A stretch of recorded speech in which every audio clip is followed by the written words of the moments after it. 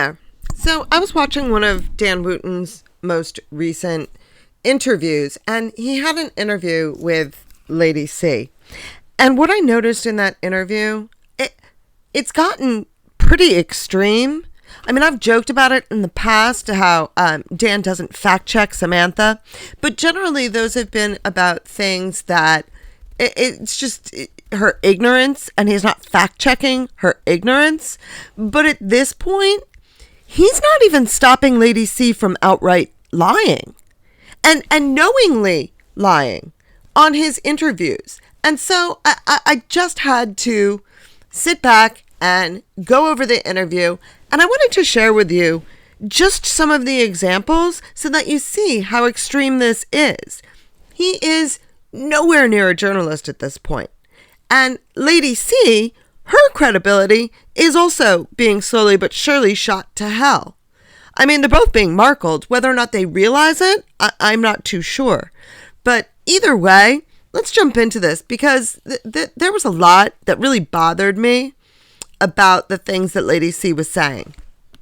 And to be clear, this is all covered under free use. I am able to replay in its original format anything from that is up to 3 minutes. So it's that 3-minute mark that I have to stay under in order to present the information as it was originally presented on Dan's show.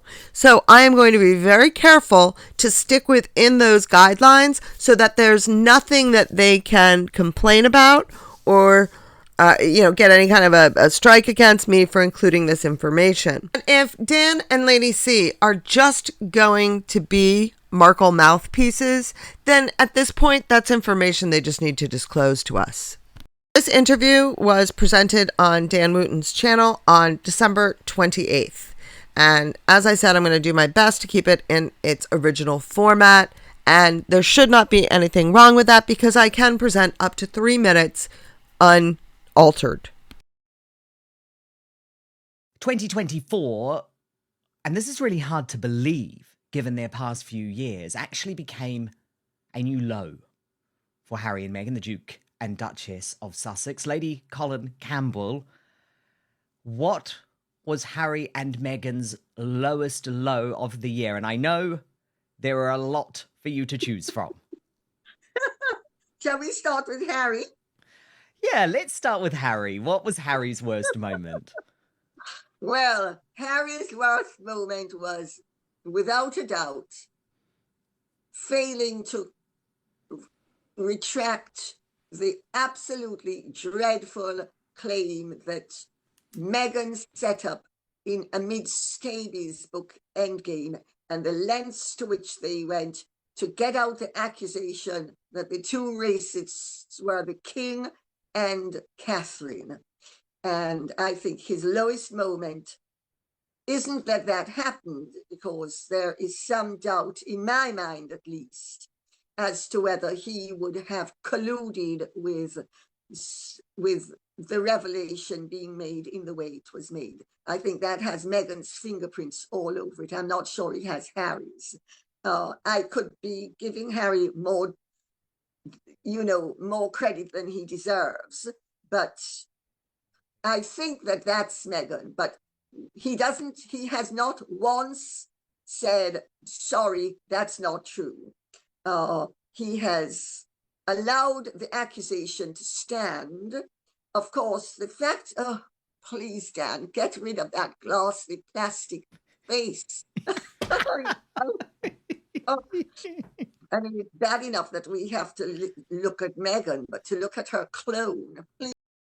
I have to say, much like Samantha, Lady C is also guilty of having ridiculously long run-on sentences that you can't even stop the recording at any convenient spot without interrupting her mid-sentence because she doesn't stop talking. But when she starts out saying Harry's worst moment is not disputing the fact that his father and his sister-in-law were named by Scobie. And then she goes on to say, but that really was Meghan's doing, not Harry's. So how is that Harry's worst moment if it's something that Meghan did? I feel bad for Catherine for getting, being involved in this whole thing. At the end of the day, King Charles, I don't feel bad for him at all. This is his work. This is his doing. He created this monster and never cut the Hydra's head off in order to prevent this stuff. And if you want to know the truth, I believe that Harry's worst moment was accepting the Tillman Award. That was an absolutely ridiculous choice on Harry's part, and it should never be forgotten. He took the memory of a hero and used it for his own gain.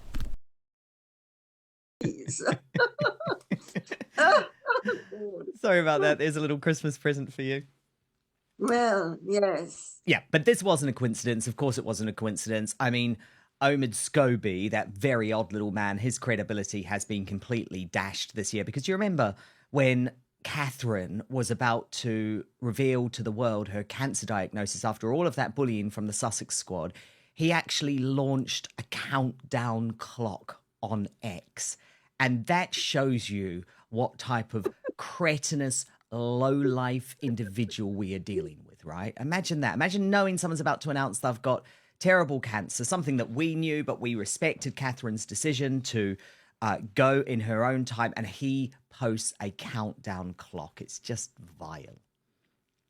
Scooby-Doo is vile. No news there. We all know Scooby-Doo's a vile creature. But what I would like to know is why Lady C's laughing through all that.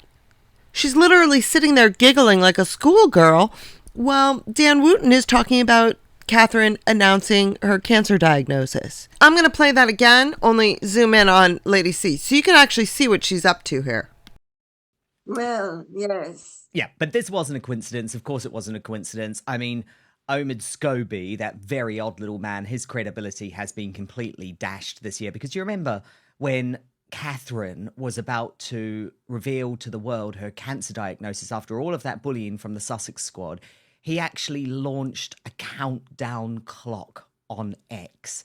And that shows you what type of cretinous, low-life individual we are dealing with, right? Imagine that. Imagine knowing someone... She's sitting there laughing at it, and somehow the only cretin in that situation is Scooby-Doo. And don't get me wrong, Scooby-Doo is a cretin. Dan's spot on his assessment of Scooby-Doo. But I don't think that Lady C's doing any better sitting there cackling like a schoolgirl when he's discussing it. That, of course, is my opinion. Don't say that you have to agree with me. I don't say that you need to automatically believe me, but that's my opinion, and I urge you to do your own research and to form your own conclusions. He's awful. He's awful. But he is garbles to Meghan's furor.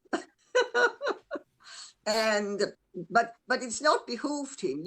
They thought that they were going to have this wonderful success, that everybody was going to leap on the fact that he made very racist comments in the book Endgame about this one is a white, middle-aged man, so got him on 3 counts. Number 1, they're white. Number 2, they're middle-aged. And it's just bizarre. But you notice you've not heard a thing about him recently. The book tanked and he tanked. I know that he's on a gay dating website because some friends of mine's son saw him on it, and they sent it to me, and they said, guess who blah blah saw on the dating website? And there was Omid Scobie advertising his authenticity. Gosh, that would put anyone off their Christmas dinner, wouldn't it? Personally, in my opinion, I find this behavior incredibly immature. I feel that she is behaving like a school child and not behaving like a peer of the realm. I mean, she's an aristocratic woman, for goodness sakes, and she's sitting here mocking someone because... Is she mocking him because he's homosexual, or is she mocking him because he's on a dating website? I mean, I don't really see either one as being something that she should be dignifying. as spreading this as a rumor. I mean, this is pure gossip. Now, if she wants to own that she's nothing more than a gossip monger, well, then that's fine. I mean, if that's what floats her boat, fine. But don't pretend you're some expert journalist here when all you're really doing is spreading rumors and gossip. Okay, well, what about Meghan? What was Meghan's worst moment of 2024, Lady Colin Campbell? Without a doubt, Dan, the fact that her father's 80th birthday came and went, and she knew that no male Markle had lived to 80 before. Now, this is where Lady C loses all credibility. She just said that Meghan knows no Markle man has ever lived past 80. Well, that's not true. And she knows it's not true. So why is she saying it about Meghan, missing her father's birthday? It's the worst thing because she already knows that no Markle man lives past the age of 80. Thomas Markle Sr. has one, possibly two older brothers. There is some question about whether or not Michael is a half-brother, step-brother, who the heck knows. But he was born in 1939, and he in fact lived to the age of 82. Do we know if the man even existed? No. So let's discount him. Fine. But Thomas Markle Sr. also has an older brother named Frederick, and he is 2 years older than Thomas Markle Sr., and he has lived past the age of 80. If Thomas Markle Sr. does, and this is his older brother, he had to have lived past the age of 80. And Lady C ought to know this. She's the one who wrote all the books about them. So why is she going on TV, or why is she going on Dan Wootton's show saying that Meghan should have known there was no Markle man who lived past the age of 80, and why isn't Dan Wootton correcting her? I mean, this is just, it baffles me. Like, do they want us to be able to prove that it's a lie? Because that seems to be their intention here. And whether or not it's their intention, it's what they're actually doing. Lady C knows this is not true. So why is she saying it? And why isn't Dan Wootton fact-checking it? And her father said he would never live to be 80. And she completely ignored the birthday. She has not sent him so much as a safety pin or even a common pin. She has totally ignored it. And I'll give her friend Tyler Perry his due, because Tyler Perry has shown Meghan, if not the rest of the world, how decent people behave with estranged relations.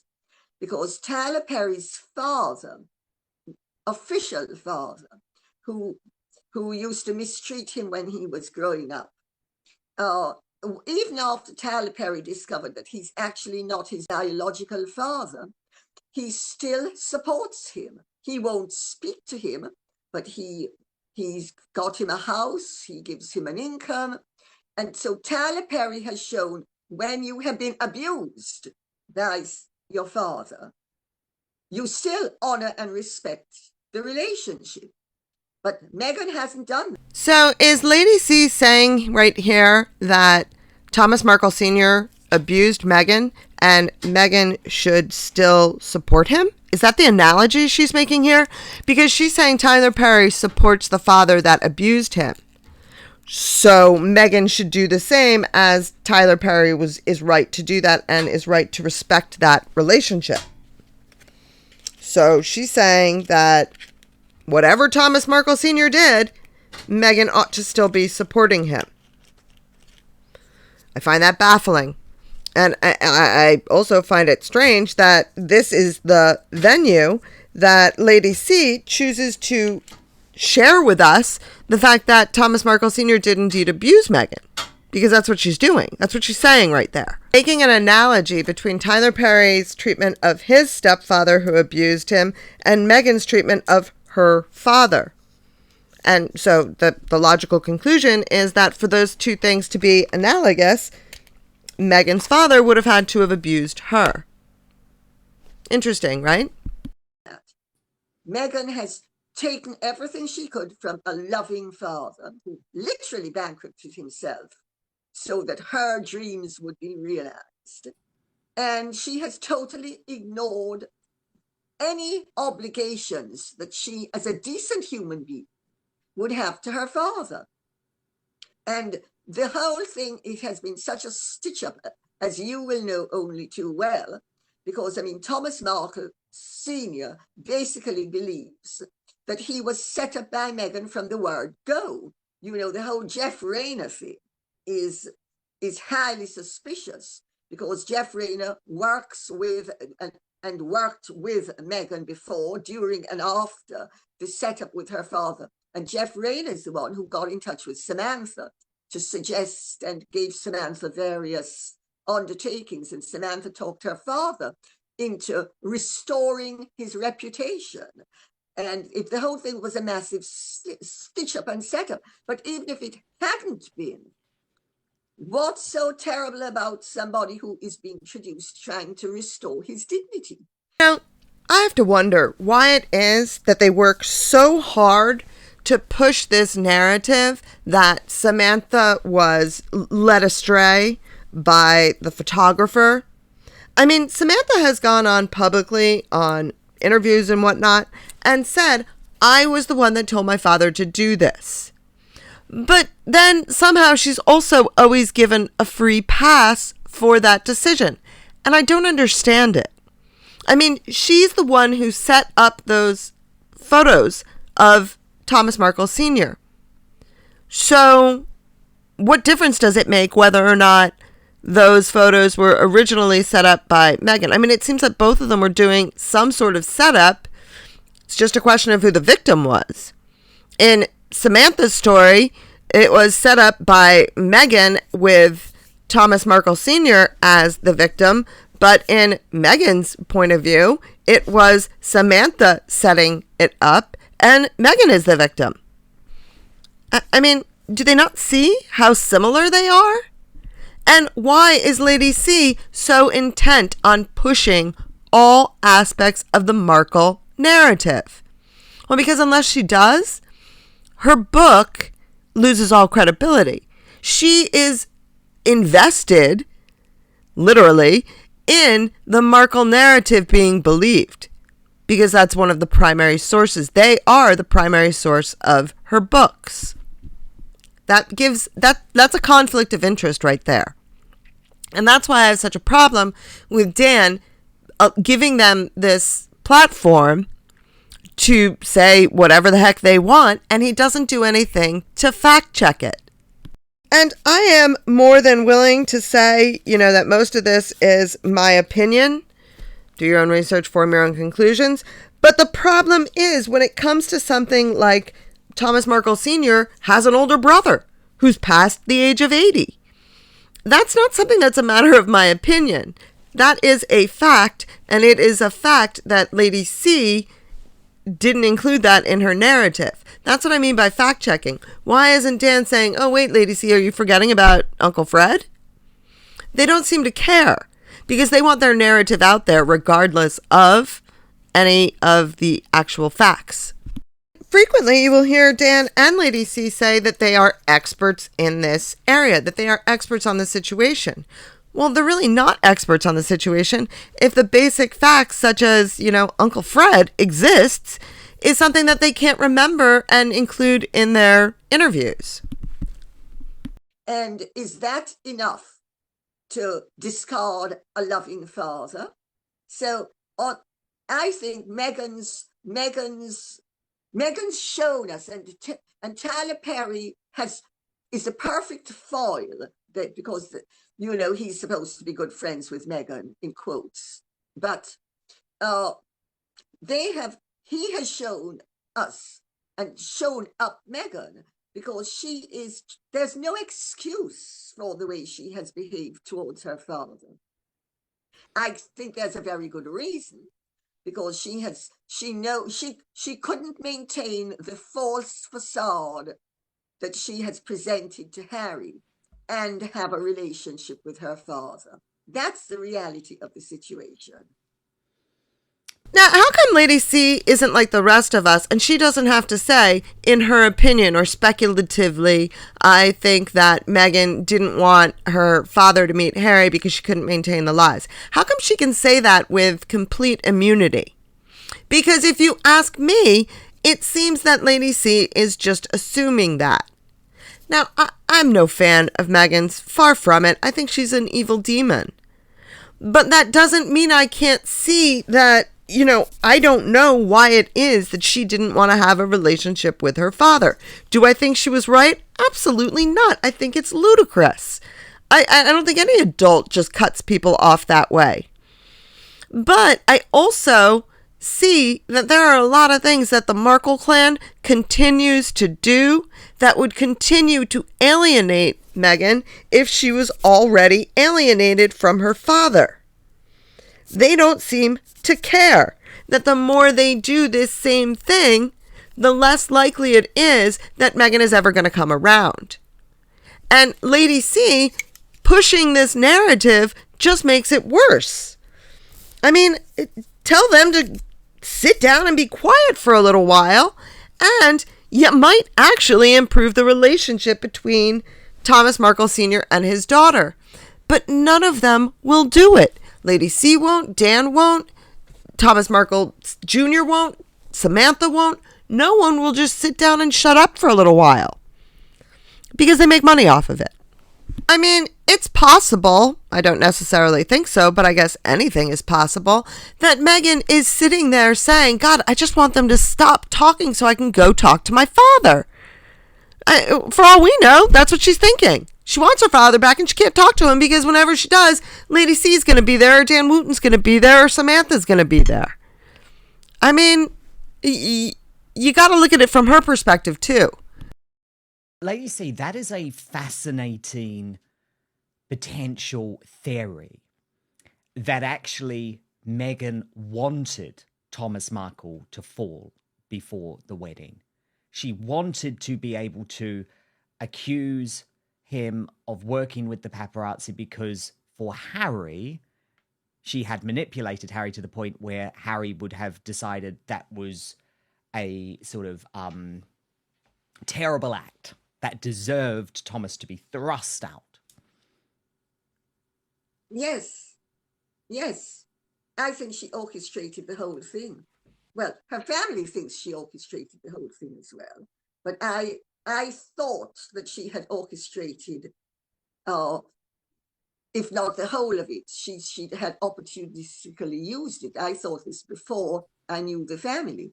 Now that I know the family and know what their thoughts on the matter are, I mean, that degree of manipulativeness and that degree of calculation and that degree of callousness suggests somebody who basically has a heart of stone. And I mean, that is, if you have ever read the Cleckley book on The Mask of Sanity, which is about the psychopathic personality, that sort of conduct is suggestive of somebody who has a degree of psychopathy in their makeup. Now, what on earth makes Lady C an expert on psychopathy? I mean, does fashion school give you that? Because I didn't think that it did. And for her to be sitting here espousing that she knows exactly what personality disorder Meghan has, I find that to be very irresponsible. Yeah, YouTubers with, 20, 30,000 people watching, not for me, but others, with that many people watching, is it really irresponsible for them to necessarily say, I think Meghan's a narcissist? No, not particularly. I don't think that's very damaging. But when you put someone on a 300K platform, should they be sitting there saying that Meghan Markle is a psychopath? I don't really think so. And especially when Lady C has literally no qualifications that would make her an expert on psychopathy. I mean, I understand she feels that her mother was a narcissist, and that gives her some credibility and expertise on narcissism. I personally think her expertise may come from somewhere else, but regardless, okay, that's fine. But that doesn't have anything to do with you going around saying she's a psychopath on such a large platform. Because the thing is, Lady C, we know that Meghan Markle had a very long history with the paparazzi before she entered the royal family. And the understanding now is that she still works with agencies like Backgrid. So why on earth would that be a reason to cut loose your father? Well, she was looking for reasons. And she needed to create a reason. Because if she hadn't created a reason, her father would have met Harry. And her father is straightforward, honest, garrulous, and he would have given the game away. And Harry would have realized that, hang on a second, something is amiss here. This Boadicea, who has fought her way to the top, nobly working in making sodas in soda fountains at the age of 3 weeks old, and taking advantage of grants and blah blah blah, all the lies Meghan actually had unmitigated gall to stand up and tell the world in Fiji about how she had striven to achieve and taken advantage of all sorts of opportunities, and when they didn't exist, she found them, and she did grants and jobs and all that, none of which she did. Fortunately, given everything that we've heard over the past 6+ years, this story no longer holds any water for me. Because of 2 reasons. Number 1, Thomas Markle Sr. supposedly went to her wedding with Trevor. And supposedly, he sat there while Trevor said, I'll finally be the family she never had. And did Thomas Markle Sr. give everything away? No, he didn't. So why on earth would Meghan be afraid that he was going to do that this time? And maybe I don't know, just speculating here. Maybe I'm being a bit cynical, but I kind of think that even more so than Meghan, the Markle clan would have kept any and all secrets that Meghan asked them to maintain some sort of link or connection with the royal family. They were even less incented to reveal Meghan's lies as lies than Meghan was. Their hope is to get a connection to the royal family through Meghan. So why would they put that in jeopardy? And the whole story that I believe Samantha gave this story when she was on Dan Wootton the last time, where she said something along the lines of,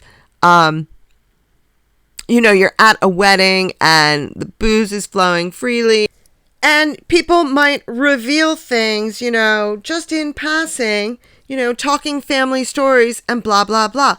Well, who in the royal family is going to be sitting there listening to the Markles in their booze talking stories? I mean, does anybody think that sounds a bit odd and a bit unlikely? I mean, I don't imagine Charles sitting there at a table next to Thomas Markle Jr. or Thomas Markle Sr. and suddenly saying, "Oh, you mean Meghan didn't go to Northwestern?" I mean, they're not going to do that.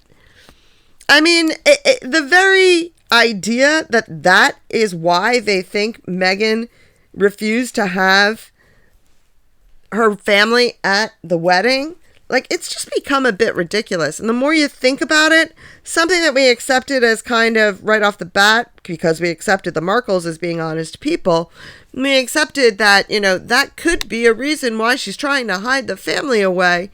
When you actually think about it and examine what it is that they're saying, it makes absolutely no sense. Riddle me this, Batman. Why wouldn't it have just been easier for Meghan to just invite them? I mean, yeah, I get it. She might have been afraid of, some pictures of them looking like, kind of hicks or looking classless at her wedding. Yeah, okay. Those pictures would have been in the paper for about a week, and then everybody would have forgotten about it and moved on, and this 6-year battle would never have happened. So why didn't Meghan just invite them? Well, clearly there had to be some other reason not to invite them other than the ones that we've been told. So what might that be? I mean, seems like it was all quite the setup, don't you think? Because her father has all the financial records to prove that he's the one who paid for her education from beginning to end, and even after she left university, he helped to pay for her flat, and that nonsense about the car where the car was never in that condition, and you don't have to, in any event, if a door doesn't work, you don't have to enter through the back, you simply enter through the side door. I mean, her lies don't even make sense.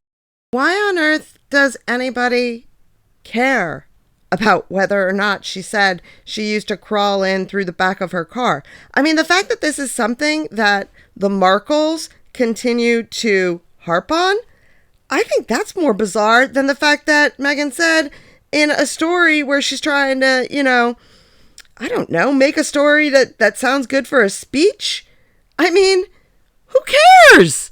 Who cares if she crawled in through the back of her door? Who cares if she didn't? I mean, the fact that the Markle family would find this as a sticking point, that to me might be more baffling than all the rest. But let's not forget that when I was writing my first Meghan and Harry book, there was a broadcast in January, sorry, where I think it was on ITV with Thomas Markle, and I was phoned up by somebody very close to me, is very closely connected to somebody very close to Harry, and so that was one of the conduits that they were using to feed me information in the hope that I would write a positive book about them, and because they knew I was writing the book. And I was phoned up and told that the reason why Meghan couldn't ever reconcile with her father was that he used to interfere with her. And I was outraged on Thomas Markle's behalf. But of course, if I had been a less sensible person than I am, I could have put it in. There could have been a police investigation. I mean, can you imagine the way his reputation would have been destroyed? And God forbid that Meghan would have been interviewed and said, "Oh yes, I remember," or "I think I remember," and then all of a sudden it could have gone a totally different way. Instead of which, I simply put in what had happened and said that I didn't believe a word of it. Well, that whole sleazy story, I mean, as far as I know, Meghan has never made that claim publicly about her father. So I don't know why Lady C continues to tell us this story and tell us that it isn't true. I mean, Meghan's never made that claim publicly about her father. So to me, it would seem that it would be better just to let that story die instead of telling us the story any chance she gets. Well, I always thought after that Harry must have believed what Meghan was saying.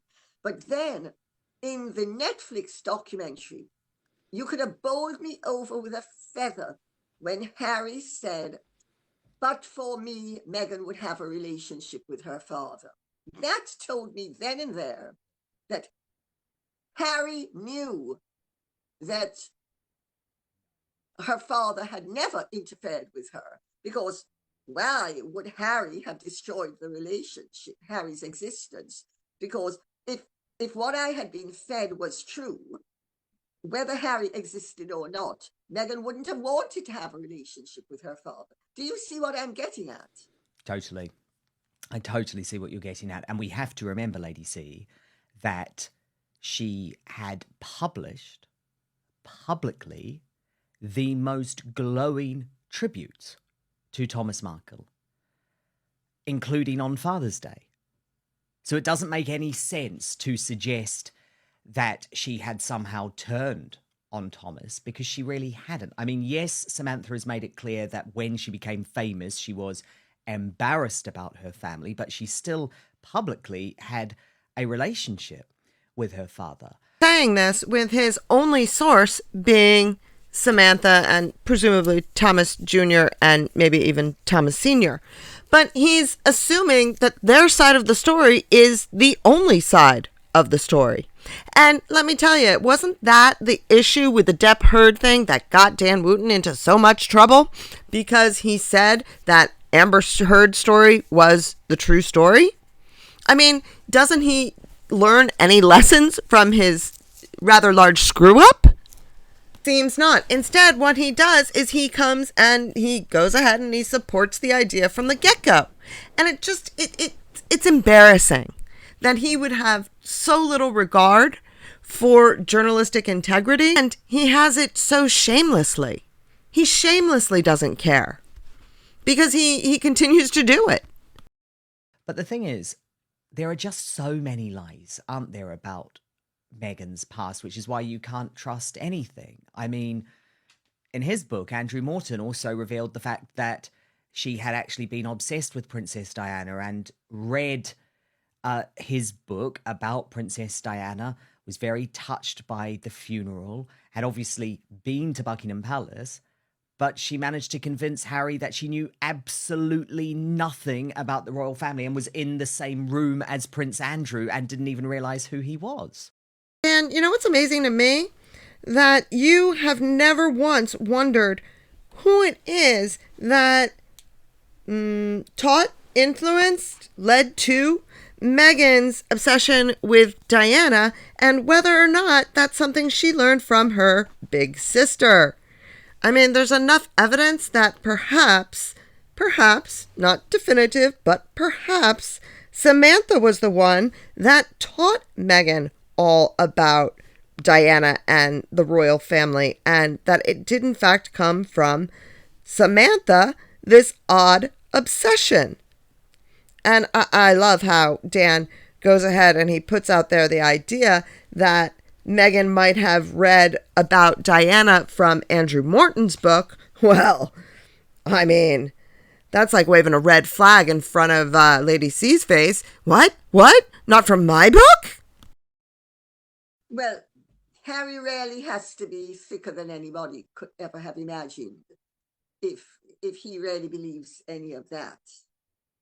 You know, several people have told me that Meghan has used my posthumous biography, The Real Diana, as a template to play Harry, and several of the subsequent incidents are taken directly out of the book. I would prefer to think that's not so, but however, she is an arch manipulator, and you can't believe a word out of her mouth. But I have seen in other relationships that are evocative of Harry and Meghan's relationship, where a dominant, egotistical woman married to a weak, subservient mama's boy, even when he knows she is lying, on some level it doesn't really matter to him. because these relationships are usually quite sadomasochistic. So when the good is good, it's great. And when the bad is bad, it's awful.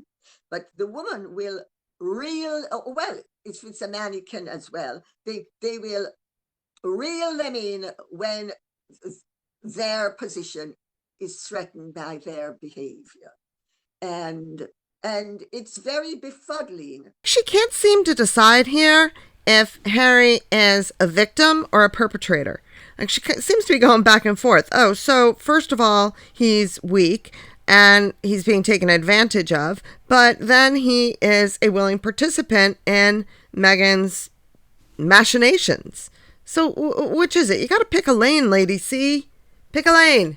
To have to deal with somebody who suffers, well, somebody who has, they don't suffer from, they have narcissistic traits in their personality. And especially if they're a fully blown narcissist, which Meghan would appear to be of her conduct. You know, it's very befuddling because you never know what they're going to come up with, and you never know what's true and what's not.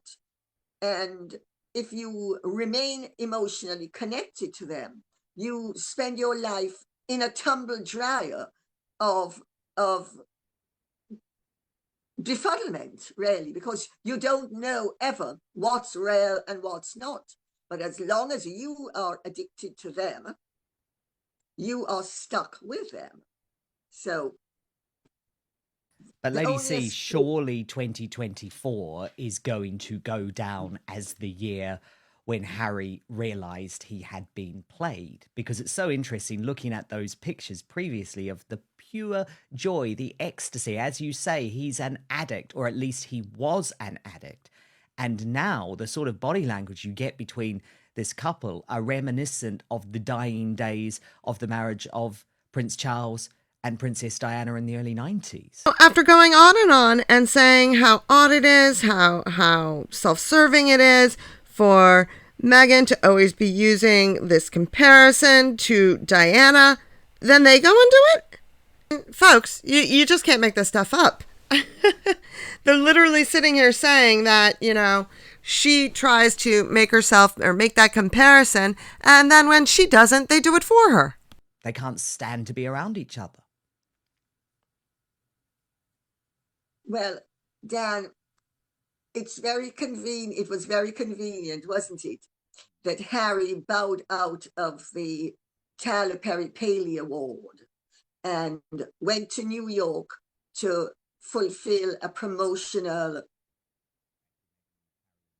event on behalf of his paperback edition of Spare, and then said, you know, that his greatest ambition and being naughty is to be a good husband and father.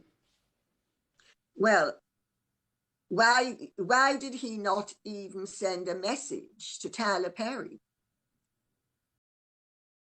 I have to admit, I don't understand what point it is that Lady C is trying to make here. How does she know he didn't send something to Tyler Perry saying, you know, thank you, but sorry, I can't attend? How does she know?